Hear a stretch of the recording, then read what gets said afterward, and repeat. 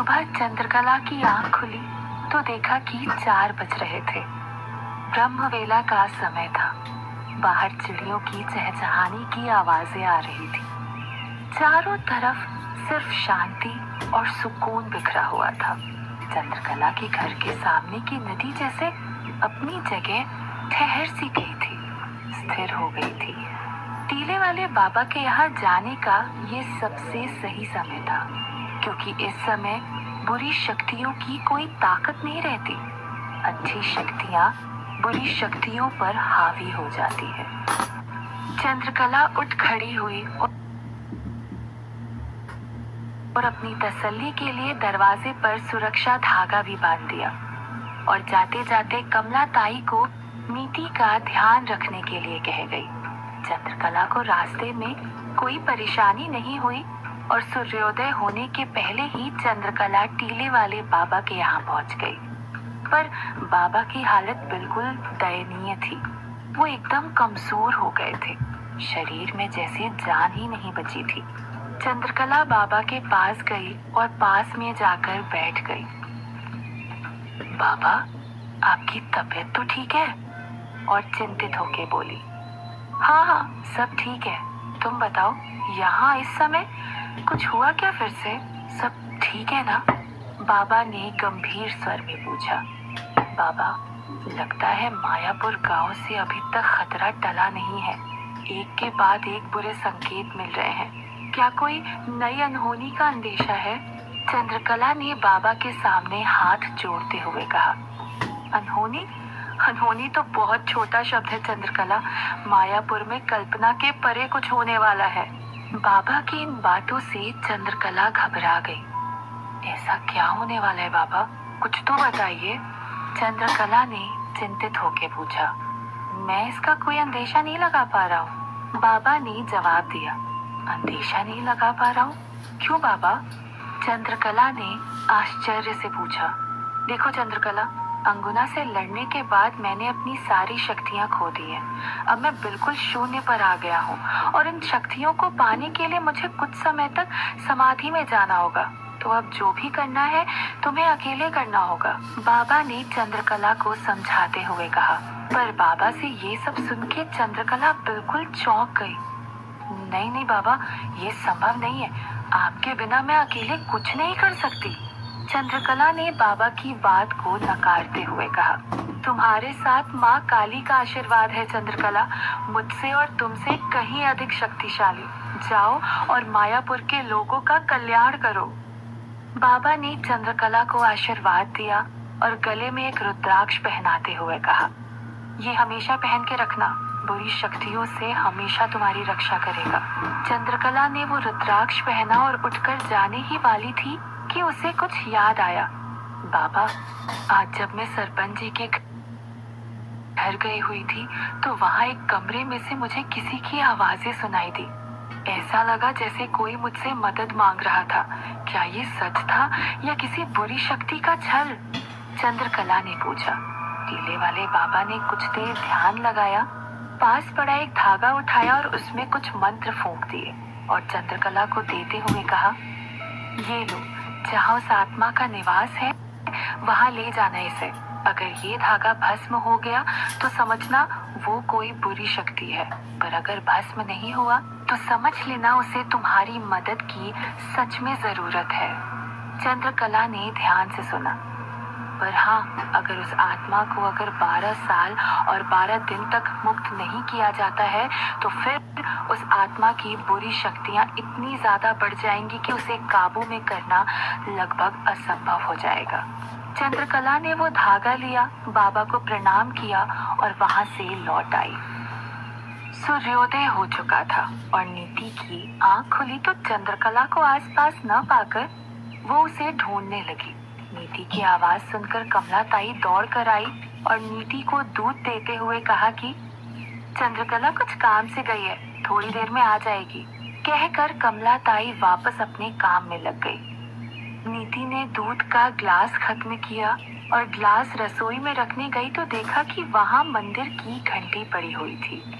माँ भी ना घंटी कहीं पर भी रख देती है। चंद्रकला को मन ही मन डांटते हुए कहा।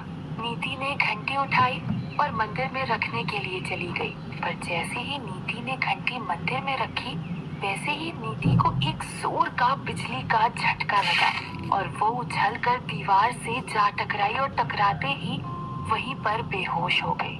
कमला ताई को इस बात का बिल्कुल भी अंदेशा नहीं था। कुछ देर बाद जब चंद्रकला घर लौटी तो कमला ताई को काम करते देख उसे लगा कि जैसे सब ठीक है, पर जैसे ही चंद्रकला घर में घुसी उसकी आंखें फटी की फटी रह गई। उसने देखा नीति दीवार से लग के बेहोश पड़ी हुई थी। चंद्रकला दौड़कर नीति के पास गई और उसे उठाने लगी। शोर सुनकर कमला ताई भी दौड़कर आई और नीति को इस हालत में देखकर चौंक गई। अरे ये कैसे हो गया?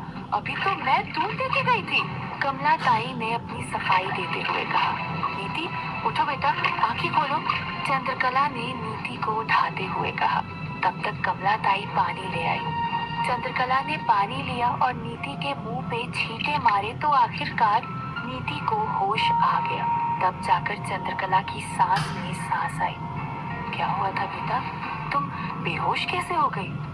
चंद्रकला ने नीति को सीने से लगाते हुए कहा। पता नहीं माँ, मैं तो बस वो मंदिर की घंटी मंदिर में रखने गई थी, तभी एक बिजली का जोर का झटका लगा और मैं वहां जाकर गिर गई। नीति ने साफ साफ बताया। पर ये चंद्रकला के लिए चिंतित करने वाली बात थी। कल प्रसाद लेते ही मूर्ति का गिरना और आज मंदिर को छूते ही बिजली का झटका लगना। चंद्रकला कुछ समझ नहीं पा रही थी, पर इसके पहले कि वो इस पर कुछ सोच पाती, दरवाजे पर दस्तक हुई और चंद्रकला ने देखा कि दरवाजे पर हवेली में काम करने वाला शंभू था और शंभू काफी घबराया हुआ था। चंद्रकला उसके नजदीक गई तो शंभू ने कहा, जल्दी चलो चंद्रकला, योगेंद्र मालिक ने तुरंत तुमको हवेली में बुलाया है। योगेंद्र मालिक ने? क्यों? चंद्रकला ने आश्चर्य से पूछा। वो मुझे नहीं पता, बस जल्दी बुलाया है। शंभू ने बिना कुछ सोचे जवाब दिया। चंद्रकला ने पीछे मुड़कर नीति की तरफ देखा तो नीति ने कहा, आप जाओ माँ, मैं यहाँ कमला ताई के पास रह लूंगी। नीति की समझदारी देख चंद्रकला के चेहरे पर एक पल के लिए मुस्कान आ गई और दूसरे ही पल वो शंभू के साथ हवेली जाने के लिए निकल गई। चंद्रकला की बेचैनी और धड़कनें अब बढ़ती जा रही थी। वो मन ही मन सोच रही थी कि जब जब हवेली से ऐसे बुलावा आया है तब तब कुछ न कुछ अशुभ ही हुआ है, और आज तो योगेंद्र भाई साहब ने बुलावा भिजवाया है। कहीं छाया बिटिया के साथ कुछ गलत? नहीं चंद्रकला, ऐसा कुछ नहीं हुआ होगा। चंद्रकला ने खुद को रोकते हुए कहा। जैसे ही चंद्रकला हवेली में दाखिल हुई, नंदिनी चंद्रकला के पैरों में आकर गिर पड़ी। मेरी छाया को बचा लो चंद्रकला, मेरी छाया को बचा लो। नंदिनी ने चंद्रकला से गुहार लगाते हुए कहा। अरे मालकिन, ये क्या अनर्थ कर रही हैं आप? उठिए आप। चंद्रकला ने नंदिनी को उठाते हुए कहा। और क्या हुआ है छाया बिटिया को, बताइए मुझे। नंदिनी को चुप करवाते हुए चंद्रकला ने पूछा। जब से उस कमरे से बाहर निकली है तब से बुखार से ऐसे तप रही है जैसे उसके भीतर कोई अग्नि जल रही हो। डॉक्टर को दिखा दिया पर किसी दवाई का कुछ असर नहीं हुआ। सबने कहा बस चंद्रकला ही छाया को ठीक कर सकती है। नंदिनी ने रोते हुए एक ही सांस में सब बता दिया। चंद्रकला का डर सही साबित हुआ। वो दौड़कर कमरे में गई। योगेंद्र वहाँ पर पहले से ही मौजूद था और छाया को देखा तो सच में वो ऐसे ही तप रही थी कि अगर उसे कोई छू लेता तो जल जाता। योगेंद्र भी छाया की ये हालत देखकर टूट चुका था। उसने भी चंद्रकला से हाथ जोड़ते हुए विनती की। छाया बिटिया को क्या हुआ है, इस बात का पता लगाने के लिए मुझे उस कमरे में जाना होगा। चंद्रकला ने नंदिनी से कहा और बिल्कुल भी देरी ना करते हुए चंद्रकला तुरंत उठी और उस कमरे की तरफ चल दी। पर उस दरवाजे तक पहुंची ही थी कि सामने यामिनी उसका रास्ता रोक के खड़ी हो गई। चंद्रकला, ये दरवाजा नहीं खुलेगा। यामिनी ने चंद्रकला को रोकते हुए कहा। ये आप कैसी बात कर रही हो मालकिन? छाया बिटिया की हालत बदतर होती जा रही है। मेरा इस कमरे में जाना बहुत जरूरी है। चंद्रकला ने यामिनी को समझाते हुए कहा। चाहे कुछ भी हो जाए पर ये दरवाजा नहीं खुलेगा। कल एक बार बोलकर तुम अनर्थ कर चुकी हो, अब दोबारा नहीं करने दूंगी। यामिनी ने गुस्से में कहा। यामिनी, ये क्या कर रही हो तुम? क्या तुम्हें ये नहीं पता कि छाया जिंदगी और मौत के बीच जूझ रही है? चंद्रकला जो करना चाहती है उसे करने दो। नंदिनी ने बीच में आकर चंद्रकला का साथ देते हुए कहा। हाँ यामिनी, नंदिनी बिल्कुल ठीक कह रही है। योगेंद्र ने नंदिनी की बात में हाँ करते हुए कहा। आप इसकी बातों में मत आइए भैया भाभी, ये एक नंबर की शातिर औरत है। जो भी इसके पास जाता है उसे निगल जाती है। अगर छाया को बचाना चाहती हो तो इसकी बातों में मत आना। यामिनी ने नंदिनी और योगेंद्र को अपनी तरफ लेने की खूब कोशिश की, पर नंदिनी ने एक न सुनी, क्योंकि यहाँ छाया की जिंदगी का सवाल था और इस पर नंदिनी कोई जोखिम नहीं उठा सकती थी। यामिनी और नंदिनी की बहस चल रही थी कि चंद्रकला को कुछ याद आया। वो दौड़कर छाया बिटिया के पास गई और टीले वाले बाबा का दिया हुआ धागा छाया को बांध दिया। ये देखकर चंद्रकला ने राहत की सांस ली कि वो धागा भस्म नहीं हुआ।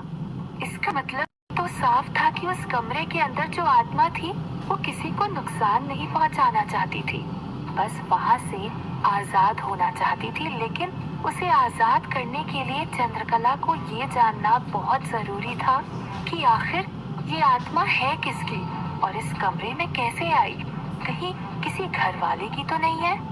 चंद्रकला के मन में ये सवाल चल ही रहे थे कि पीछे पीछे नंदिनी और योगेंद्र भी कमरे में आ गए। बाहर यामिनी को मौका मिला। वो दौड़कर अंदर गई और एक बड़ा सा ताला ले आई और उस दरवाजे पे लगाकर चाबी को कहीं छुपा दिया। जैसे ही दरवाजे पर ताला लगा, दरवाजे के अंदर की आत्मा और तड़पने लगी और अब उसने अंदर से दरवाजा जोर जोर से खींचना शुरू कर दिया। 20 फीट ऊंचा पुराना लकड़ी का दरवाजा जब अंदर से जोर जोर से खींचा गया तो उसकी चर चर चर की और उस पे लटक रही लोहे की कुंडियों की आवाजें पूरी हवेली में गूंजने लगी। पूरी हवेली में एक डर और खौफ का माहौल पैदा हो गया था। अब एक एक करके घर के सारे नौकर चाकर और काम करने वाले लोग वहां पहुंच गए थे। सबके चेहरे पर डर साफ झलक रहा था। चंद्रकला भी दौड़कर वहां पहुंची तो देखा कि दरवाजे के ऊपर एक बड़ा सा ताला लगा हुआ था। ये देखकर अब चंद्रकला को गुस्सा आ गया था। वो यामिनी के पास गई और झंझोड़ते हुए कहा, मालकिन, ये क्या किया आपने? वो आजाद होना चाहती है पर आपने उसे और कैद कर दिया। इससे पहले कि इसका गुस्सा और बढ़ जाए, मुझे चाबी दे दीजिए और अंदर जाने दीजिए। चंद्रकला ने गुस्से में पर विनती करते हुए कहा, पर यामिनी टस से मस ना हुई और कोई जवाब नहीं दिया। चंद्रकला आगे कुछ कह पाती उससे पहले ही दरवाजे की तरफ से अब दरवाजे की आवाजों के साथ एक अजीबोगरीब और भयानक आवाज सुनाई देने लगी। ये आवाज कुछ ऐसी थी मानो कोई किसी का गला घोट रहा हो और वो अपनी जान की भीख मांग रहा था, पर उसके हलक से आवाज नहीं निकल पा रही थी। दरवाजे की आवाजों के साथ साथ अब इस भयानक आवाज ने हवेली में डर का माहौल अब और बढ़ा दिया था। चूंकि आवाजें साफ नहीं आ रही थी, इसीलिए चंद्रकला ये भी नहीं जान पा रही थी कि आखिर ये है कौन, ये चाहती क्या है और इसकी मुक्ति किस चीज में छुपी है। चंद्रकला यामिनी के पास गई और उससे गुहार लगाते हुए कहा, मालकिन, इससे पहले कि इसका गुस्सा और बढ़े, आप मुझे चाबी दे दीजिए और अंदर जाने दीजिए, पर अगर इसने खुद से दरवाजा खोल लिया तो ये सब कुछ तबाह कर देगी। चंद्रकला ने चेताते हुए कहा, नहीं खोल पाएगी, ये कोई ऐसा वैसा ताला नहीं है, मंत्राया हुआ ताला है। इसमें इतनी हिम्मत नहीं है कि वो इस ताले को तोड़ पाए। जब थक जाएगी तो शांत हो जाएगी, मरने दो इसी कमरे में। यामिनी ने ये साफ कर दिया था कि वो दरवाजा नहीं खोलेगी, पर इसके अंदर है कौन मालकिन, और ऐसा क्या है जो आप मुझसे और गाँव वालों से छुपा रही है। चंद्रकला के इस सवाल यामिनी ने उसे ऐसे देखा जैसे वो चाहती ही नहीं थी कि ये सवाल। चंद्रकला ने पीछे खड़े लोगों की तरफ देखा। ताई, माली चाचा, आप लोग तो बरसों से हैं ना यहाँ पर, तो आपको तो पता ही होगा कि क्या होता है इसमें और कौन है इसके अंदर। चंद्रकला ने सवाल जरूर किया, लेकिन लगा जैसे किसी ने सुना ही ना हो और सबने अपनी गर्दन नीचे झुका ली। अरे, कोई कुछ बोलता क्यों नहीं? क्यों तबाही को दावत देना चाहते हो आप लोग? चंद्रकला अपना गुस्सा रोक नहीं पाई, पर फिर भी किसी पर कोई असर नहीं हुआ। चंद्रकला समझ गई थी कि जानते सब लोग थे, पर यामिनी के डर से किसी की भी बताने की हिम्मत नहीं हो रही थी। चंद्रकला ये सोच ही रही थी कि तभी दरवाजे पर एक जोर से कुछ टकराने की आवाज आई। उस आवाज ने सबका ध्यान दरवाजे की तरफ खींच लिया और दरवाजे के ऊपर की कुंडी नीचे गिर पड़ी। चंद्रकला ये देखकर बिल्कुल चौंक गई थी। वो समझ गई थी कि अब धीरे धीरे उसका गुस्सा और शक्तियां बढ़ रही हैं और अब वो किसी भी पल ये दरवाजा तोड़कर बाहर निकल सकती थी। क्या अब अच्छी शक्तियां बुरी शक्तियों में तब्दील होने लगी थी और कैसे मुक्त करेगी चंद्रकला इस आत्मा को?